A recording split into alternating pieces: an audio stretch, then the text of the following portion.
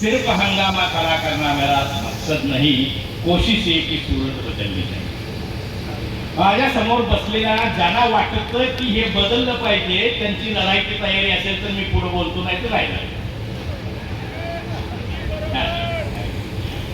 प्रश्न काय आहे, अख्खा मोठा विषय हाताळणं शक्य नाही आहे. एका पाळीव तज्ज्ञाकडून तयार करून घेण्यात आलेलं 484 पानांचं चोपडं म्हणजे नवीन शैक्षणिक. एक कस्तुररंजन माझे मित्र आहेत, सगळे सायंटिस्ट आहेत, पण ते पाळीव आहेत आणि पाळीवसाठी त्यांनी अगोदर एक टेस्ट पास केलेली आहे. माधव गाडगीळांचा पश्चिम घाटचा रिपोर्ट जर तुम्ही बदलून आम्हाला पाहिजे तसा दिला तर तुम्हाला चांद्र मिशनला 400 कोटी देतो, या अटीवर त्यांनी अर्धा पश्चिम घाट विकला खानवाल्यांना आणि म्हणून त्याला सांगितलं की तुम्ही शैक्षणिक करू द्या. खरं प्रामाणिक आहे ते म्हटले की माझा शिक्षणाचा काही संबंध नाही आला. त्यांनी तिरुवनंतपुरमच्या मुलाखतीत ते सांगितलं की सरकारने मला सांगितलं 18 लोक तुमच्यावर दिले, ते काय लिहितात बघा, सही करून द्या, मी तसं केलेलं आहे, मी या पापात सहभागी नाही. आता या धोरणांच्यामुळे काय होणार आहे याच्या चर्चेला सोवट नाही. याच्या अगोदरच्या 2 धोरणांचा मी उल्लेख करतो. 1986 ची नॅशनल एज्युकेशन पॉलिसी राजीव गांधींच्या काळात आलेली, की टेक्निकल एज्युकेशन, प्रायमरी एज्युकेशन, स्त्रियांचं इन्क्लुजन, याच्यामध्ये सगळ्यांच्या गोष्टी त्यामध्ये आल्या होत्या, तरी ती अपुरी वाटत होती शिक्षण तज्ञांना. आणि म्हणून 1990 ला आचार्य राममूर्ती आयोग आला. मला तो आयोग अत्यंत रिपोर्ट आवडतो. नावापासूनच सुरुवात आहे, towards enlightened and human society, उदात्त मानवीय समाज निर्माण करण्यासाठी शिक्षण. म्हणून 86च्या धोरणामध्ये उदात्त मानवीय मूल्य नाही ती इन्क्लूड करण्यासाठी राममूर्ती आयोग आला. पण राममूर्ती आयोग नष्ट करायसाठी ही न्यू एज्युकेशन पॉलिसी आहे. त्याबद्दल आणखी एक गोष्ट सांगतो की एक केंद्राची जी नाटकं आहेत ती कधी सुरू झाली, 1976 पर्यंत शिक्षण हा फक्त राज्यांचा विषय होता.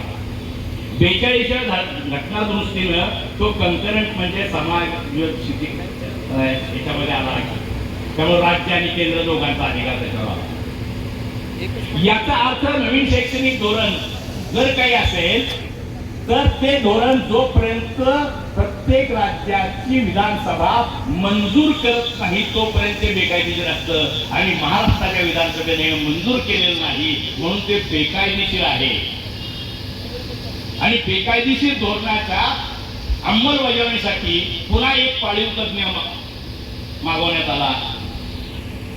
त्याचं नाव आहे रघुनाथ माशेलकर, की जे सध्या UGCच्या शेण आणि मुतावरच्या संशोधनाचे प्रमुख आहेत. आता इथंपर्यंत झालंय, त्याच्यामध्ये ते धोरण बऱ्याच वेळा काय सांगितलं, धोरण खूप चांगलं असतं पण इम्प्लिमेंटेशन वाईट होतं. मित्र, असं नसतं. धोरण असं असतं की ते इम्प्लिमेंट करता येणार नाही. त्यामुळे कार्यकर्त्यांचं काम असतं की पॉलिसीचं अनालिसिस करायचं, इम्प्लिमेंटेशनचं अनालिसिस करायचं नाही. या पॉलिसीचं अनालिसिस आपण नंतर केलं, हे आपल्याला नको आहे, हे बहुजनांना शिक्षण नाकारणार आहे, मग काय करायचं आहे. आणि मग आपल्याला इकून इथल्या शैक्षणिक चळवळींचा आढावा घेता येतो. महाराष्ट्रातली शैक्षणिक चळवळ 12व्या शतकात सुरू झाली. त्या शैक्षणिक चळवळीचं नाव आहे वारकरी. ती अध्यात्माची चळवळ नव्हती. आणि म्हणून नामदेव पहिल्यांदा सांगतात, नाचू कीर्तनाचे रंगी, ज्ञानदीप लावू जगी, ज्ञान मिळाल्याशिवाय काही सरळ होणार नाही. पण नुसतं ज्ञान मिळालं आणि तुमच्यावर अत्याचार सुरू झाले तर मग 400 वर्षांनी तुकारामाने सांगितलं, आम्हा घरी जण शब्दांची रत्ने, शब्दांची तर शस्त्र यज्ञ करू, शब्दांच्या साह्यानं हत्यार करून लढल्याशिवाय पर्याय नाही. ते आपण विसरलेलो आहोत आणि पुन्हा भजनांच्या मध्ये कीर्तनांच्या मध्ये रमलेलो आहोत. आणि त्यामुळे सुंदराचे ध्यानं याच्या पलीकडे आम्ही जातच नाही. ते किती वेळा म्हटलं तर ज्ञानी होत नाही ना माणूस. पण ज्ञानी व्हायचं म्हणजे काय करायचं, याच्यात 3 व्याख्या आहेत, चांगल्या व्याख्या आहेत. एक सावित्रीबाईंनी केलेली व्याख्या आहे, शूद्रांना सांगण्याजोगा शिक्षण मार्ग भला, शिक्षणानेच येते मनुष्यत्व, पशुत्व हाकते पहा. माणसाला माणूस बनवणारं शिक्षण असलं पाहिजे आणि त्याचं डिझाईन शैक्षणिक धोरणात असलं पाहिजे तर ते होणार आहे. बलात्कार वाढत असतील तर शिक्षणाचा फेल्युअर आहे. अमर्त्य सेन म्हणतात if education goes wrong nothing will go right in the country. शिक्षण बिघडले की सगळं बिघडणार आहे. त्यामुळे क्रांतीचा पाया शिक्षण आहे आणि शिक्षणाचा पाया मती म्हणजे अक्कल आहे. विद्येविना मती गेली हे महत्वाचं आहे. आम्ही म्हणलं विद्येविना वित्त गेले त्यामुळे नोकऱ्या मिळवायचे हे विज्ञानाचे कारण आहे. विद्येविना मती गेली, मतीहीन समाज आज आपल्या समोर आहे. आता हा आणखी बदलायचा आपल्याला. गांधी म्हटले शिक्षा क्या है, शिक्षा है जीने का हुनर और थोड़ा सा ज्ञान. जगण्याची कला आली पाहिजे, माणसाप्रमाणे जगण्याची कला आली पाहिजे. आता हे सगळं इन्क्लूड करून आपल्याला एक प्रमुख धोरण तयार करता येईल का, हा चळवळी समोरचा प्रश्न. ते करायचं असेल तर कसं करावं लागेल. तुमचं पाठ्यपुस्तक निर्मिती मंडळ असू शकेल का, तुमचे अभ्यासक्रम असतील का चळवळीचे असेल. सगळी दारं बंद असलेल्या सुद्धा काही खिडक्या उघडता येतात. म्हणजे भारतामध्ये 1942च्या सुमारामध्ये सर्व पक्षांचे पॉलिटिकल क्लासेस होते आणि ते पॉप्युलर होते. म्हणजे कम्युनिस्टांचा पॉलिटिकल क्लास असा पुण्यात चालायचा, समाजवाद्यांचा चालायचा, रॉयवाद्यांचा चालायचा, ज्याच्यामध्ये रेग्युलर स्वतः वाहन जायचे. माणसाला शहाणं करण्यासाठीचा पॉलिटिकल क्लास ग्रँटेबल नाही. क्लासला गेल्यावर तुरुंगात जाण्याची शक्यता जास्त. असे पॉलिटिकल क्लासेस होते. राष्ट्रीय विद्यालय काय केली लोकांनी, तिथं पगार नव्हता मिळत, तरी मला हे बदलायचंय असं म्हणणाऱ्या, असं ठरवणाऱ्या कार्यकर्त्यांचा समूह यामध्ये आला पाहिजे. एक एक गोष्ट शिकवावी लागते. जेकब देरिडा जो आहे ना, तुम्हाला सगळ्यात शहाणा माणूस वाटतो बऱ्याच वेळेला. त्याचं अपहरण भाषा तज्ञांनी केलं आणि लोक म्हणाले की हा भाषा तज्ञ. तर दोन गोष्टी सांगितल्या जेकब देरिडानं. अभिव्यक्ती स्वातंत्र्य असतं म्हणजे काय असतं तर म्हणतो जे काही पाहिजे ते बोलता आलं पाहिजे, ही पहिली अट आहे. कसं बोलायचं हे माणसाला शिकवलं पाहिजे, ही अभिव्यक्ती स्वातंत्र्याची दुसरी अट आहे. तुम्ही बोललात तर ते ऐकून घेतलं पाहिजे समोरच्या माणसांना, सत्ताधाऱ्यांना, ही तिसरी अट आहे. आणि बोलल्यानंतर मारणार नाही त्याची शाश्वती असली पाहिजे, ही चौथी अट. पूर्ण झाल्याशिवाय अभिव्यक्ती स्वातंत्र्य येत नाही. आता मग अशा प्रकारचं अभिव्यक्ती स्वातंत्र्य शिकवणारा वर्ग कुठला असेल. असं म्हणता येतं की काही वर्षानंतर क्रांती येणार आहे आणि क्रांती येण्यावर सगळं व्यवस्थित होणार आहे, तोपर्यंत तुम्ही शांतपणे मरत राहा, पिचत राहा, असं नाही चालणार. ही चळवळ दोन पायांच्यावर चालावी लागेल. पहिला पाय आहे संघर्ष आणि दुसरा पाय आहे निर्माण. त्या संघर्षाच्या बाबतीत काय करायचं हे ठरवूया आणि निर्माणाच्या बाबतीत काय करायचं हेही ठरवूया. म्हणजे हे धोरण आपल्याला नाकारायचं आहे.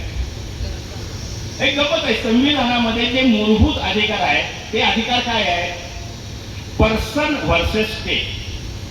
म्हणजे माणसाचा अधिकार विरुद्ध सरकार, आणि ते जस्टिसिएबल आहे म्हणजे कोर्टात जाता येतं. मूलभूत अधिकार कलेक्टिव्ह आणि क्वांटिटेटिव्ह नाही. म्हणजे तुमच्या गावातली 100 माणसं आली तर तुम्हाला मूलभूत अधिकार देऊ, नाही तर नाही देणार असं नाही म्हणता येणार. मग डोंगरावर किंवा जंगलात उभा राहिलेला एक पोरगा म्हणत असेल की मला शिक्षण मिळालं पाहिजे, तो माझा अधिकार आहे, तर शाळा तिथपर्यंत गेली पाहिजे. हा मूलभूत 21व्या कलमाचा अर्थ आहे. इथं पण पोचायला 1993 उजाडलं. 10 वर्षामध्ये 45 कलमाप्रमाणे 10 वर्षामध्ये मोफत आणि सक्तीचं शिक्षण करायचं होतं. 45 कलम जस्टिसिएबल नव्हतं. तो स्टेटला दिलेला आदेश होता, तो पाळला नाही स्टेटनं. उन्नीकृष्णन केसमध्ये सुप्रीम कोर्टानं सांगितलं की जर प्रतिष्ठेनं जगायचं असेल तर शिकावं लागेल. So Article 45 should be read in concurrent with Article 21, and therefore the right to education becomes fundamental right. इथून पुन्हा 93 पासून हा कायदा प्रत्यक्षात यायला 9 साल उजाडलं. जो आला तो अपंग कायदा आला. हा कायदा अपंग आहे असं कुणीही म्हटलं नाही, कारण पापी माणसाला तो राजा नागडा आहे असं दिसतं, बाकीच्याला दिसत नाही. म्हणजे आपण पापी ठरलो म्हणून कुणीच म्हटलं नाही. आणि महाराष्ट्रामध्ये 15 दिवसानंतर RTE लागू झाल्यानंतर 15 दिवसात GR निघाला स्वयंसहाय्यित शाळांचा. म्हणजे प्रश्न दोन आहे. प्रश्न एक की स्वयंसहाय्यित शाळा फी घेऊन चालणार आहे हे माहीत असताना आणि मोफत आणि सार्वत्रिक सक्तीच्या शिक्षणाचा कायदा असताना, मूलभूत अधिकार असताना फीच्या शाळा अस्तित्वात राहणं हे अनैतिक, बेकायदेशीर आणि असंविधानिक आहे. अशी लढाई उभी राहिली. काय उभी राहिली? जे लढाई करू शकतात, बोलायची अक्कल आलेली आहे, त्यांना सगळ्यांना परवडतं आपल्या पोरांना खाजगी शाळेत घालायला. आणि ज्यांना परवडत नाही त्यांना आवाजच नाहीये, त्यांचा आवाज आम्ही अजून बोलू शकलो नाही. आणि दुसरा प्रश्न आहे की पटसंख्येनुसार शिक्षकांची संख्या कमी करता, मग कलम 14चं काय करायचंय? मूलभूत अधिकारामध्ये कलम 14 आहे. दोन वेगवेगळ्या माणसांसाठी वेगवेगळा कायदा करता येणार नाही. म्हणजे education of the equitable quality should be made available for all person. सर्व नागरिकांना, सर्व पोरांना समान दर्जाचं शिक्षण मिळालं पाहिजे, तर एकमय भारत होईल. याच्यावर तरी आम्ही बोललो का? म्हणजे 20 पोरं असतील तर मूलभूत अधिकार आहे, 19 पोरं असतील तर मूलभूत अधिकार नाहीये, त्यांना वाऱ्यावर सोडून द्या आणि शाळा बंद करा. जर खाजगी शाळेमध्ये एका विषयाला एक शिक्षक असेल तर 10 पोरांची शाळा असेल तर देखील एका विषयाला एक शिक्षकच असावा लागेल. कारण एज्युकेशन ऑफ इक्विटेबल क्वालिटी हे संविधानानं सांगितलेलं आहे. ही लढाई लढावी लागेल आपल्याला, ही लढाई समजून घ्यावी लागेल आपल्याला, कारण समजत नाही लोकांना. मध्य प्रदेशमध्ये ही लढाई वेळेला आम्ही लढत होतो. कारण मध्य प्रदेशच्या एका सभेमध्ये एक समोर गौंडी बसला आणि सत्गोपाल होते बोलायला, आणि तो गौंडी असं म्हटला की तुमची शाळा, शिक्षण, सक्ती विक्ती आम्हाला काय उपयोगाचं आहे? मी तर काही शिकलेलं नाही, आता शिकण्याला माझं वय राहिलेलं नाही आणि पोरगं पण शिकणार नाही. आम्हाला काय उपयोग शिक्षणाचा अधिकार नाही. आणि जिने सांगितलं होतं पारंपरिक, भाई आप क्या करते हो? मैं राजमिस्त्री हूँ, जो भी है. अगर मध्य प्रदेश में शिक्षा का अधिकार कायम हो जाता है तो 70,000 नए स्कूल खुलवाने पड़ेंगे. और ये 70,000 नए स्कूल बांधेगा कौन? वो तो राजमिस्त्री बनेंगे ना. तो इतना सारा रोजगार मिलने वाला है अगर तुम्हारा बच्चा स्कूल में जाता. आता या भाषेमध्ये बोलून सुद्धा या शिक्षणाच्या अधिकाराचा संघर्ष तीव्रतर करावा लागेल आणि प्रत्येक ठिकाणी जिथं आहात तिथं प्रश्न विचारावा लागेल. पहिला प्रश्न विचारायचा आहे, नवीन शैक्षणिक धोरणामध्ये काय आहे? 5+3+3+4. जसं 10-2-3 होतं ना, त्यावेळेस कविता आली होती, अंधारात अंधार मिळवला उत्तर आले अंधार, अंधारातून अंधार वाजा केला उत्तर आले अंधार, अंधाराला अंधार गुणले तरी देखील उत्तर अंधारच येणार आहे. त्यामुळे आकृतीबंध बदलून नाही फरक पडत. पण 5 हा काय आहे? 3 वर्षे बालवाडी आणि पहिली आणि दुसरी हा पहिला टप्पा आहे. 98% अंगणवाड्यांना स्वतःची खोली नाही आहे. अंगणवाड्या शिक्षण क्षेत्राला जोडलेल्या नाही, त्या महिला बालकल्याणाला जोडलेल्या आणि त्यामध्ये एकही शिक्षक नेमलेला नाही आहे. सगळ्या अंगणवाडी सेविका आहेत आणि त्यांना अंगणवाडीमध्ये शिकवण्याशिवाय 42 सरकारी कामं लावलेली आहेत. कुणी जायचं त्यातून फॉरेन माणसांनी यायला लागला. मग मागणी करायला लागेल, नवीन शैक्षणिक धोरण आणणार ना तुम्ही, तर 3 वर्ग प्रत्येक ठिकाणी द्यावे लागतील. 3 बालवाड्याच्या 3 वर्ग द्यायचे असतील, 3 खोल्या द्यायच्या असतील तर बजेटमध्ये तरतूद करावी लागेल. केली का बजेटमध्ये तरतूद? 2020 लागू झालं, 26 आलेला आहे, अजून कुठल्याही बजेटमध्ये ही तरतूद नाही आहे. मग ही तरतूद कुणी करायची? सगळ्या मुलांना शाळा आहे तर पटसंख्येनुसार शाळा बंद करू नका, पटसंख्या व्हावी. ही लढाई कुणी लढायची आहे? याच्यासाठी आपल्याला फिरावं लागेल. आणि शेवटचा मुद्दा सांगतो, आपल्याला कुणी अडवले शिक्षण द्यायला? माणुसकीचं शिक्षण द्यायला माणुसकीची शाळा जसं काम करते तशा शाळेबाहेरच्या शाळा सुरू करणं काय अशक्य आहे?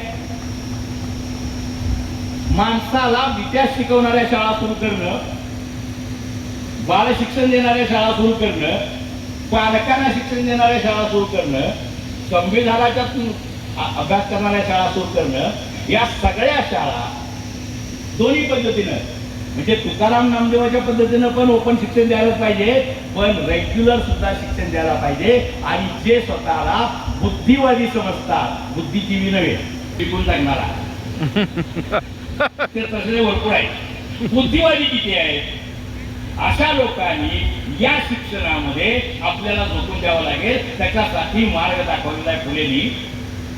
40च्या वर त्यांनी दीक्षा घ्याव्या, शाळा तपासाव्या लागू झालं. 40 नंतर रिटायर व्हा आणि शाळा तपासायला. मी म्हणतो 58-60 वर्ष रिटायर व्हा, मग तरी शाळेत लक्ष घाला. मग तुम्ही घरात का बसलेला? जे घरात बसले त्यांना उठवावं लागेल, उठवलेल्यांना कामाला लावावं लागेल आणि आपण पण काम करावं लागेल. आता पोराच्या तोंडात गाणी नाही, पोरांना खेळता येत नाही, त्यांना परवडेल असे खेळ नाही, सगळ्या खेळांचे तास बंद झालेले आहेत. या सगळ्यामध्ये आपल्याला काय करता येईल याची आखणी करण्यासाठी गंभीर स्वरूपाचा विचार करणाऱ्या तरुण कार्यकर्त्यांचं 4 दिवसांचं शिबिर घेता येईल का, याचा विद्रोही चळवळीनं विचार करावा. की जेथे प्रश्न पहिला आणि शेवटचा असेल, मी काय करणार आहे उद्या सकाळी, सगळं आणायला क्रांती. उद्या सकाळी उठून काय करायचं? भारताच्या नकाशाला घाल घालून बसायचं का? त्याला 2 उदबत्त्या लावायच्या का आणि 2 गाणी म्हणायची, जिलबी खायची का? जास्त गांभीर्यानं आपण शिक्षणाची चळवळ एकदा उभी केली, शिक्षणाचं आंदोलन उभं केलं तर बाकी सगळे प्रश्न आपोआप सुटायला लागतात. कारण कळणं हा मोठा प्रश्न आहे. जातीवाला उत्तर शिक्षणच आहे. आणि शेवटची गोष्ट सांगून सांगतो मी, बाबासाहेबांना पहिल्यांदा ज्या वेळेला संविधान समिती निर्माण करायचं ठरलं, कॉन्स्टिट्यूंट असेंब्ली, त्यावेळेला बाबासाहेब म्हटले, गप्प बसले होते, बाकी सगळे बोलत होते कशी असावी काय असावी. ते एक बाजू सपूर्णी गांधींना विचारलं आंबेडकरांना, हे तुम्ही काहीच बोलत नाही. बाबासाहेबांनी मी काय बोलतो? माझं मत असं आहे की इथं बसल्यापैकी एकही माणूस संविधान निर्माण करण्याच्या लायकीचा नाही माझ्याकडे. नेहरू म्हणाले का? त्यामुळे इथला प्रत्येक माणूस दुसऱ्याच्या नरडीचा घोट घ्यायला टपलेल्या जंगली समूहाचा प्रमुख आहे. दुर्दैवानं मी पण एका समूहाचा प्रमुख आहे. So what is the alternative? Nehru विचारतात, बाबासाहेब सांगतात, I think it's the education. शिक्षणानं माणसं बदलतील, खऱ्या शिक्षणानं माणसं बदलतील. खऱ्या शिक्षणाची चळवळ सरकारची जबाबदारी नाही आहे, ती आमची सगळ्यांची जबाबदारी आहे. ही सगळ्यांची जबाबदारी लावण्यासाठी एक प्रचंड प्लॅनिंग करावं लागेल. या प्लॅनिंगसाठी नीटपणे बसावं लागेल. प्रचाराच्या पलीकडं, घोषणांच्या पलीकडं, विभूतीकरणाच्या पलीकडं एक मोठी शिक्षणाची, लोकशिक्षणाची चळवळ चालवणं आणि ती हातात घेणं, त्यासाठी प्रशासनं काढणं, त्यासाठी पाठ्यपुस्तकं काढणं, शिक्षक निर्माण करणं, जुने शिक्षक वापरणं, नव्या पद्धती शिकणं, या सगळ्या गोष्टी करायच्या तयारी असेल तर आपण पुढे जाऊया. नाहीतर विसरून जाऊया, एक वेळा माणूस म्हणून गेला थोडा वेळ असं म्हणून मी सांगतो. इथं जय हिंद. धन्यवाद. यानंतर मी विनंती करतो